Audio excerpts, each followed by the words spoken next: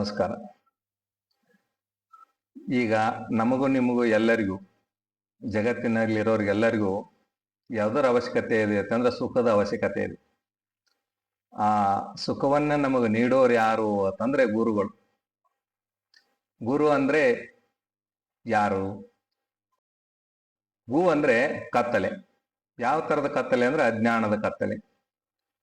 ರು ಅಂದ್ರೆ ಬೆಳಕು. ಯಾವ ತರದ ಬೆಳಕು ಅಂದ್ರೆ ಜ್ಞಾನದ ಬೆಳಕು. ಅಜ್ಞಾನದ ಕತ್ತಲೆಯನ್ನ ಕಳೆದು ಜ್ಞಾನದ ಬೆಳಕನ್ನ ನಮಗೆ ನೀಡುವ ಆತನು ಗುರು. ಅದಕ್ಕೆ ನಾವು ಗುರುಗಳನ್ನ ಏನು ಸ್ತೋತ್ರ ಮಾಡ್ತೀವಿ ಅಂತಂದ್ರೆ ಗುರು ಬ್ರಹ್ಮ, ಗುರುರ್ ವಿಷ್ಣು, ಗುರುರ್ ದೇವೋ ಮಹೇಶ್ವರ, ಗುರುವೇ ಸಾಕ್ಷಾತ್ ಪರಬ್ರಹ್ಮ, ತಸ್ಮೈ ಶ್ರೀ ಗುರುವೇ ನಮಃ, ತಸ್ಮೈ ಶ್ರೀ ಗುರುವೇ ನಮಃ ಅಂತ ನಾವು ಸ್ತೋತ್ರ ಮಾಡಿ ಗುರುವಿಗೆ ನಮಸ್ಕಾರ ಮಾಡ್ತೀವಿ.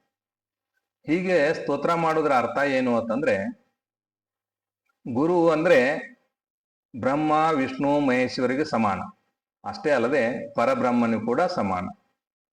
ಆ ಪರಬ್ರಹ್ಮ ಮತ್ತು ಈ ಗುರು ಬ್ರಹ್ಮ, ವಿಷ್ಣು, ಮಹೇಶ್ವರ ಇವರೆಲ್ಲರಿಗೂ ಸಮಾನ ಆಗಿರತಕ್ಕಂಥ ಶಕ್ತಿ ಯಾರಲ್ಲಿ ಒಬ್ಬರಲ್ಲಿದೆ ಅಂತಂದ್ರೆ ಆ ಒಬ್ಬರು ಇರುವರು ಗುರು ಅಂತ. ಆ ಗುರುವಿನಲ್ಲಿ ಎಲ್ಲಾ ಶಕ್ತಿ ಇದೆ. ಪ್ರತಿಯೊಂದಕ್ಕೂ ನಮಗೆ ಗುರು ಬೇಕು. ಗುರು ಇಲ್ಲದೆ ಬೇರೆ ಮಾರ್ಗ ಸಿಗಲ್ಲ.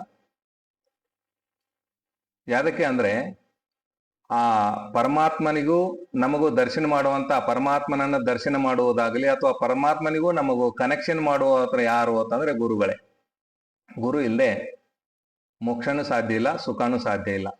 ಗುರು ಇಲ್ಲದೆ ಯಾಕೆ ಸಾಧ್ಯ ಇಲ್ಲ ಅಂತಂದ್ರೆ, ಎಷ್ಟೋ ಹಿಂದಿನ ಅನುಭವಿಗಳು, ಹಿಂದಿನ ಪೂಜ್ಯರು, ಗುರುಗಳು, ಸಂತರು, ಮಹಾಂತರು ಎಲ್ಲರೂ ಹೇಳ್ತಾರೆ ಏನು ಅಂತಂದ್ರೆ, ಹರಪೂಜೆ, ಗುರು ಸೇವೆ, ವರಪುಣ್ಯವಿಲ್ಲದೆ ಬರಿದೇ ಸುಖ ಭೋಗವು ದೊರಕುವುದುಂಟೆ ಆತ್ಮ ಅಂತ.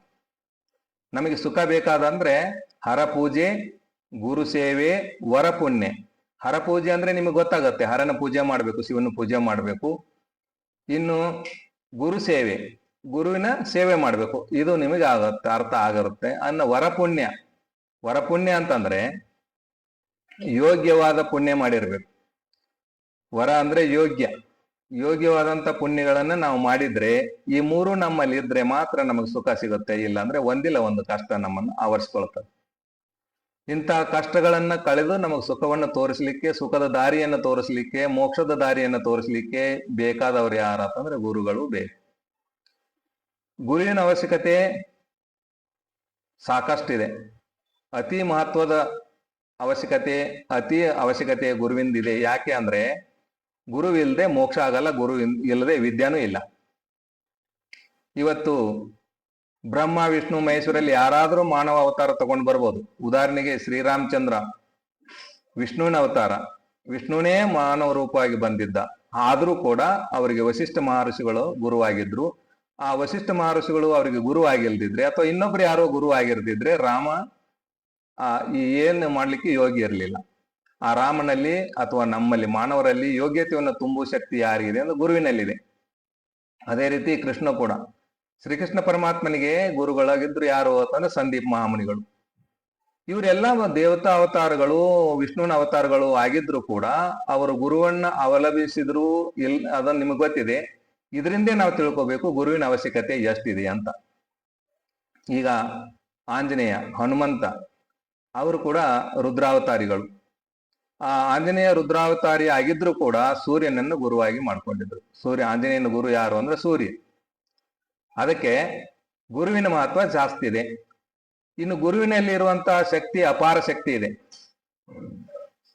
ಪರಶುಮಣಿ ಅಂತ ಕೇಳಿರ್ತೀರಿ. ಪರಶುಮಣಿ ಹೆಂಗಿರುತ್ತೆ ಅಂದ್ರೆ ಅದು ಕಬ್ಬಿಣವನ್ನು ಮುಟ್ಟಿದ್ರೆ ಚಿನ್ನವನ್ನ ಮಾಡುತ್ತದೆ. ಆ ಪರಶುಮಣಿ ಕಬ್ಬಿಣವನ್ನ ಚಿನ್ನ ಮಾಡ್ತದ ಹೊರತು ಅದು ಪರಶುಮಣಿಯನ್ನ ಮಾಡಲ್ಲ. ಗುರು ಶಿಷ್ಯನನ್ನ ಗುರುವನ್ನಾಗಿ ಮಾಡ್ತಾನೆ. ಆದ್ರೆ ಪರಶುಮಣಿ ಲೋಹವನ್ನ ಪರಶುಮಣಿ ಮಾಡಲ್ಲ, ಅದು ಚಿನ್ನವನ್ನ ಮಾಡ್ತದೆ. ಅದಕ್ಕೆ ಗುರುವಿನಲ್ಲಿ ಅಂತ ಶಕ್ತಿ ಇರೋದ್ರಿಂದ ಗುರು ಮಹಾಪೂಜ್ಯರು. ಉದಾಹರಣೆ ಇನ್ನೂ ಕೂಡ ಹೇಳ್ಬೇಕಂದ್ರೆ, ಕರ್ಣನ ತಂದೆ ಸೂರ್ಯ. ಆ ಸೂರ್ಯನ ಪುತ್ರ ಆಗಿದ್ರು ಕೂಡ ಅವನು ಗುರುವನ್ನೇ ಹಿಂಬಾಲಿಸಿದ. ಗುರುವಿನ ಅವಶ್ಯಕತೆ ಅವನಿಗಿತ್ತು. ಅದೇ ರೀತಿ ಅರ್ಜುನ ಇಂದ್ರಪುತ್ರ. ಅರ್ಜುನ ಇಂದ್ರಪುತ್ರ ಆಗಿದ್ರು ಕೂಡ ಗುರುಗಳು ಬೇಕಾಗಿದ್ರು. ಈ ರೀತಿ ಗುರುವಿನ ಅವಶ್ಯಕತೆ ಅನ್ನೋದು ಪ್ರತಿಯೊಂದರಲ್ಲಿ ಇದೆ. ನಮಗೆ ಸುಖ ಸಿಗಬೇಕಾದ್ರೆ ಜೀವನದಲ್ಲಿ ಗುರು ಮುಖ್ಯ. ಆ ಗುರುವಿನ ಜೊತೆಗೆ ಎರಡು ನಮಗೆ ಇದನ್ನು ಕೂಡ ಗುರುವಿನೇ ಹೇಳ್ತಾರೆ ನಮಗೆ. ಏನು? ಈ ಹರಪೂಜೆ, ಗುರು ಸೇವೆ ಮತ್ತು ವರಪುಣ್ಯ, ನೀನು ಪುಣ್ಯವನ್ನೇ ಮಾಡು ಅಂತ ಗುರುಗಳು ಹೇಳ್ತಾರೆ. ನಮಗೆ ಕಲಿಸ್ಕೊಡ್ತಾರೆ, ನಾವು ಯಾವ ರೀತಿ ಇರಬೇಕು, ಯಾವ ರೀತಿ ನಡಿಬೇಕು ಅಂತ ಕಲಿಸ್ಕೊಡ್ತಾರೆ. ಅವ್ರ ಮಾರ್ಗದಲ್ಲಿ ನಾವು ನಡೆದಾಗ ನಮಗೆ ಸುಖ ಸಿಗುತ್ತೆ. ಅದಕ್ಕಾಗಿ ಗುರುಗಳನ್ನ ಪೂಜ್ಯ ಭಾವನೆಯಿಂದ ಕಾಣಬೇಕು, ಗುರುಗಳನ್ನ ನಾವು ಹೊಂದಬೇಕು. ಗುರುವಿನ ಗುಲಾಮನಾಗುವವರೆಗೆ ದೊರಕದನ್ನ ಮುಕ್ತಿ ಅಂತ ಹೇಳ್ತಾರೆ. ಅಂದ್ರೆ ಗುರುವಿಗೆ ನಾವು ಹೆಂಗಿರ್ಬೇಕಂದ್ರೆ ಗುಲಾಮರ ತರ ಸೇವೆ ಮಾಡಬೇಕು. ಅದು ನಿಮ್ಗೆ ಅವ್ರಿಗ್ಯಾಕೆ ನಾವು ಗುಲಾಮ ಆಗ್ಬೇಕು ಅಂತಂದ್ರೆ ನಿಮ್ಗೆ ಅದು ಸಿಗಲ್ಲ. ಅದಕ್ಕೆ ನಾವು ಗುರುವನ್ನ ಅತಿ ಪೂಜ್ಯ ಭಾವನೆಯಿಂದ ನೋಡಬೇಕು. ಗುರುವೇ ನಮಗೆ ಮೋಕ್ಷದ ದಾರಿ. ಪರಮಾತ್ಮ ಇಲ್ಲಿದ್ದಾನೆ, ಪರಮಾತ್ಮ ಹೀಗೆ ಸಿಗ್ತಾನೆ. ಪರಮಾತ್ಮನ ನೀವು ಸಾಕ್ಷಾತ್ಕಾರ ಮಾಡ್ಕೋಬೇಕಾದ್ರೆ ಹೀಗೆ ಅನುಸರಣೆ ಮಾಡಬೇಕು, ಹೀಗೆ ಇರಬೇಕು, ಈ ನಿಯಮಗಳನ್ನ ಪಾಲಿಸ್ಬೇಕು ಅಂತ ಹೇಳೋನೇ ಗುರು. ಅದಕ್ಕೆ ಗುರುವಿನ ಆಜ್ಞೆಯಲ್ಲಿದ್ದು ನಾವೆಲ್ಲರೂ ಒಳ್ಳೆಯವರಾಗಿ ಗುರುಪುತ್ರರಾಗಿ ಇರಬೇಕು ಅಂತ ಹೇಳಿ ಈ ಮೊದಲನೇ ಎಪಿಸೋಡ್ನಲ್ಲಿ ಸಂಕ್ಷಿಪ್ತವಾಗಿ ಹೇಳಿ, ಮುಂದಿನ ಎಪಿಸೋಡ್ನಲ್ಲಿ ಮುಂದಿನ ವಿವರವಾದ ವಿಷಯಗಳನ್ನ ಹೇಳೋಣ ಅಂತೇಳಿ ನನ್ನ 2 ಪುಷ್ಪಗಳನ್ನ ತಮ್ಮೆಲ್ಲರಿಗೂ ಗುರುಚರಣಕ್ಕೂ ಅರ್ಪಿಸ್ತಾ ಇದ್ದೀನಿ.